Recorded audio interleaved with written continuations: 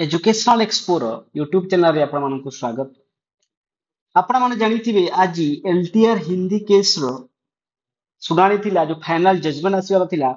Judgement आसी जाइछि और जो जजमेंट आसीछि जज कहिसंती कि जो हिंदी रो जो एग्जाम ता हेतिला ताकु से वास्ट कर दैछंती। ता अर्थ आपणकर जो एग्जाम ता पूरी थोड़ी हेबो आ थ्री ग्राउंड्स रे से याकू वाश कले जोटा कि प्रथमे कहले कि प्रिलिमिनरी एग्जाम हेबार थिला। आपणकर प्रिलिमिनरी एग्जाम हेबार थिला कारण 5 टाइम्स कैंडिडेट थिले। द्वितीय कथा से कहले कि आपणकर बाइलिंगुअल भी क्वेश्चन आसीबार थिला आ जो कमिशन जेहेतु लिखिथिला बाइलिंगुअल ताहा मध्ये आसिलानी। आ तृतीय कथा से कहले विदिन 3 मंथ्स आपणकर एई प्रोसेस टी सरीबो आ फाइनल रे आसीकी से माने तांकर जो जॉब पाइबा कथा पाइबे।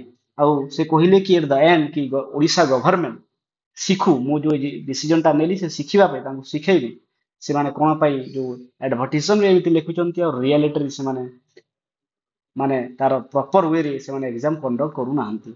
आ यहा जो कैंडिडेट गुडा को माने आशा थिला टीचर बनबार तांको पई गुटी सख्त धक्का लगी।